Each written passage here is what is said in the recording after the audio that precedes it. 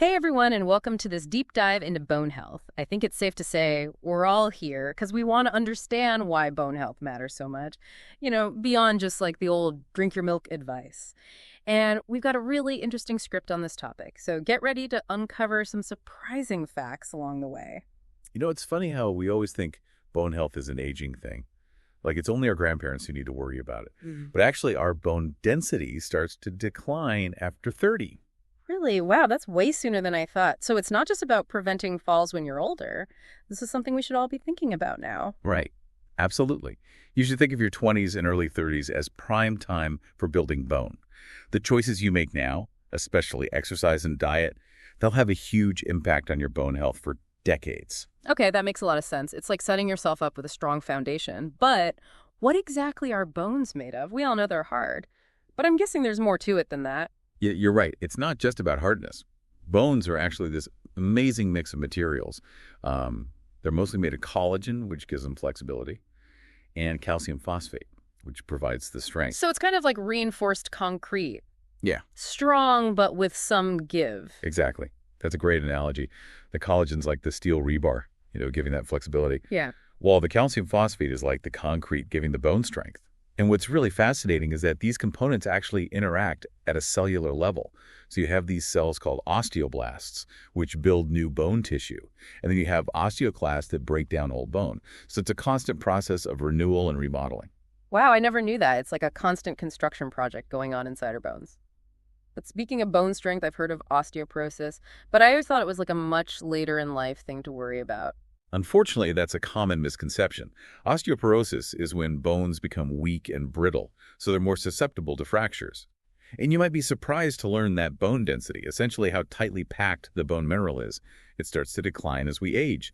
And this can make bones more fragile even if you don't have full-blown osteoporosis. So we're talking about more than just like those sudden breaks or fractures. It's about the gradual weakening that can happen over time. And if bone density starts declining in our 30s, that means osteoporosis isn't just a concern for our grandparents. Exactly. In fact, about 50% of women and 20% of men over 50 are affected by osteoporosis. And what's even more concerning is that it often has no early symptoms. You might not even know you have it until you break a bone. Okay, that's pretty alarming. So what are some of the things that can lead to weakened bones? Well, there are a few culprits. And some of them might surprise you. Not getting enough calcium and vitamin D is a big one. But a sedentary lifestyle, basically not moving enough, can be just as damaging. Yeah. And then there's the usual suspects like smoking and excessive alcohol, both of which can really wreak havoc on bone health. So we know the bad guys, but who are the heroes in this scenario? What can we do to protect our bones, especially as we start to age? Well, the good news is there's plenty we can do to be proactive.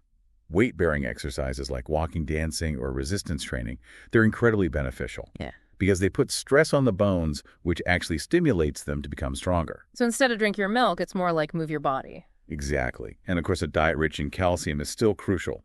But it's not just about milk. It's about a well-rounded approach to nutrition. Leafy green vegetables, fortified foods, some types of fish, they're all excellent sources of calcium. This is already way more insightful than drink your milk. So how much calcium do we actually need? Does it change as we get older? Yes, it does. For adults 19 to 50, the recommended daily intake is about 1,000 milligrams. But for women over 51 and men over 71, that increases to 1,200 milligrams. Okay, good to know. And what about vitamin D? I know it's important for bone health, but I'm not exactly sure why. Vitamin D is essential because it helps your body absorb calcium efficiently. Think of it as calcium's best friend, making sure it gets where it needs to go. The recommended daily intake of vitamin D is around 600 IU for adults up to age 70, and 800 IU for those older. Interesting. So it's not just about getting enough calcium, it's about making sure your body can actually use it. Are there any other nutrients we should be aware of when it comes to bone health? Absolutely. Don't forget about magnesium, potassium, and vitamin K. They may not get as much attention as calcium and vitamin D, but they play important roles in maintaining strong bones. For example, magnesium helps regulate calcium and vitamin D levels, and vitamin K is involved in the production of osteocalcin, which is a protein that helps bind calcium to bone. So it's really about a holistic approach to nutrition. Now let's shift gears a bit and talk about fractures. I think we tend to think of them as just a broken bone, but it sounds like there's more to it than that, especially as we age. You're absolutely right. Fractures can have a much bigger impact than just the pain and inconvenience, especially for older adults. A fracture can significantly limit mobility, which can then lead to a loss of independence, and even an increased risk of further fractures. That makes sense. And I imagine the emotional impact can be significant as well. Exactly. The fear of falling and experiencing another fracture can really take a toll on mental health and overall well-being. It can create a cycle of fear and inactivity, which further weakens bones and increases the risk of falls. Wow, I hadn't considered that. So strong bones aren't just about avoiding pain. They're about maintaining your freedom and quality of life as you age. That's a powerful message. And it really underscores why understanding all of this is so important no matter what age you are. We'll dive deeper into what you can do to protect your bones in just a moment. It's interesting you mentioned age, because there's this tool that can help us assess bone health at any stage. It's the bone density test. Oh, right. I've heard of those. But to be honest, I don't really know much about them. What exactly is a bone density test? And is it something everyone needs? Well, it's a simple painless scan. It measures how much mineral content is in your bones. It basically gives us a snapshot of your bone strength and helps us determine if you're at risk for osteoporosis. It's generally recommended for women over 65 and men over 70. But it might be suggested earlier if you have certain risk factors, like family history or some medical conditions, or if you're taking medications that can affect bone density. That makes sense. So it's a preventative measure to catch things early. Hmm. Now, we've talked a lot about what individuals can do for their bone health. But what about the bigger picture? Are there any advancements in bone health research that you're excited about? Oh, absolutely. There's so much exciting research happening right now. One area that's really promising is the study of genetic factors. These genetic factors influence osteoporosis risk. Imagine if we could one day predict who's more likely to develop osteoporosis based on their genes. That would be a game changer for prevention and early intervention. Wow, that's incredible. So instead of just reacting to bone loss, we could be proactive about protecting our bones from the start. What about treatments? Are there any new therapies on the horizon? Yes, there are. Researchers are developing new therapies that are aimed at not only preventing further bone loss, but also rebuilding bone that's already been lost. Some of these therapies target specific pathways involved in bone remodeling, while others focus on stimulating bone growth. It's a really exciting time to be in this field. It sounds like there's a lot to be optimistic about when it comes to the future of bone health. We're learning so much about how to keep our bones strong and resilient, and that knowledge is incredibly empowering. But I'm also curious about the other side of the coin. We've been focusing on preventing bone loss. But what about the potential to actually enhance bone strength, beyond our natural limits? That's a fascinating question. It might seem like science fiction, but with all the advancements in bioengineering and regenerative medicine, it's not totally outside the realm of possibility.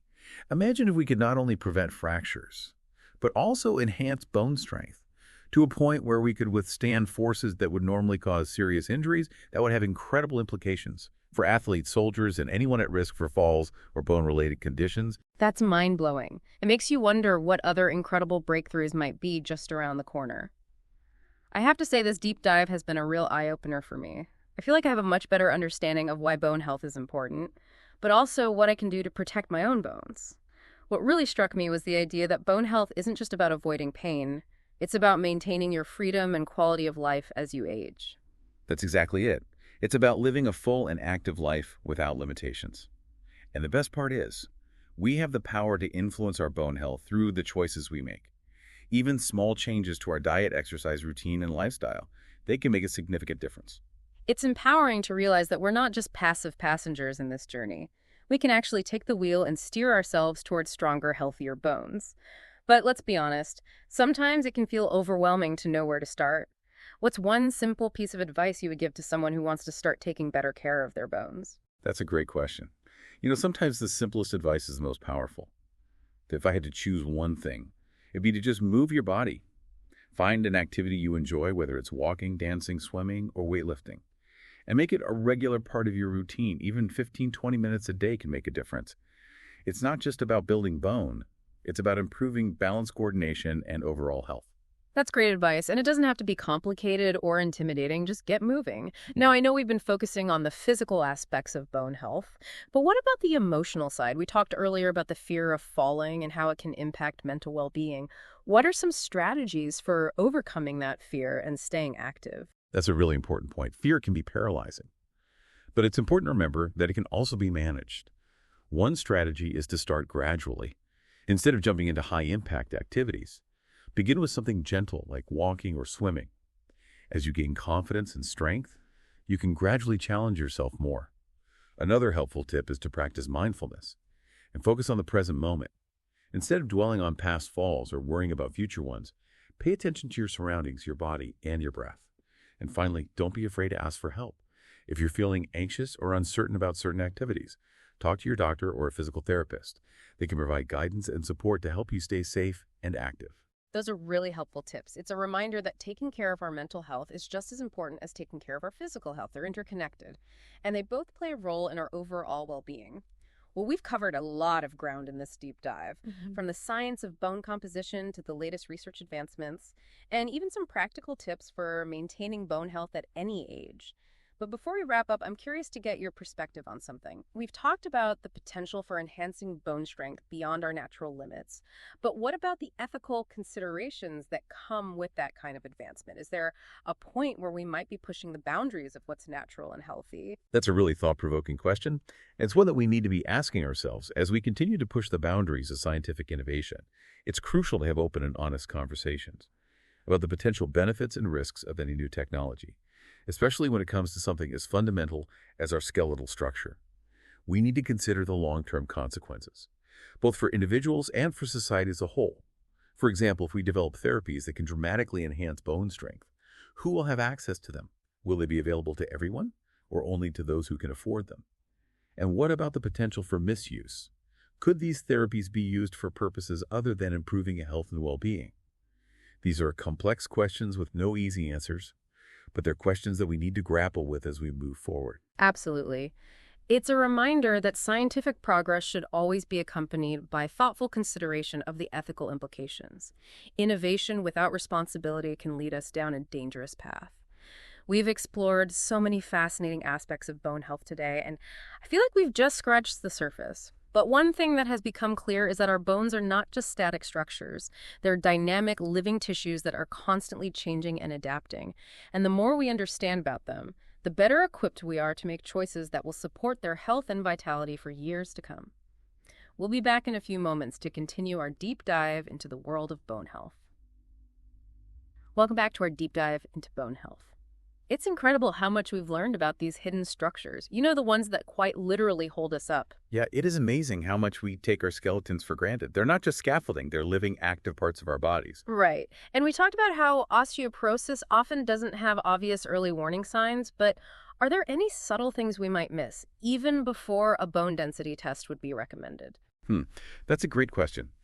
So while a bone density test is like the gold standard for diagnosis, there are a few subtle cues you might notice. Like, for example, if you find yourself gradually losing height, or if your posture is becoming more souped, that could be a sign of weakening bones. So it's not just about sudden fractures, it's about paying attention to these slow, almost creeping changes in our bodies. Precisely. And here's something else to think about. Bone health isn't solely determined by diet and exercise. Other lifestyle factors can play a big role too. Okay, I'm intrigued. What are some of those sneaky culprits that might be affecting our bones? Well, one of the biggest offenders is smoking. Not only does it damage your lungs, but it also wreaks havoc on your bones, making them weaker and more prone to fractures. That makes sense. Anything else we should be wary of? Excessive alcohol consumption. That's another habit that can undermine bone health. Over time, it interferes with calcium absorption and can contribute to bone loss. So as with many things in life, moderation seems to be key. Absolutely. And here's one that might surprise you. Too much caffeine can also hinder calcium absorption. Now, I'm not saying you have to give up your morning coffee entirely, but it's worth being mindful of your overall caffeine intake. So it's all about balance, right? Enjoying life's little pleasures, but also making choices that support our long-term well-being. That's the idea. It's about making informed decisions that nourish both our bodies and our minds. Well said.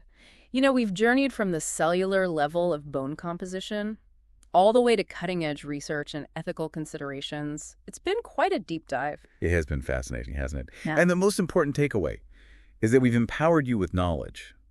The more you understand about your bones, the better equipped you are to make choices that'll benefit you for years to come. Absolutely. It's never too early or too late to start prioritizing bone health.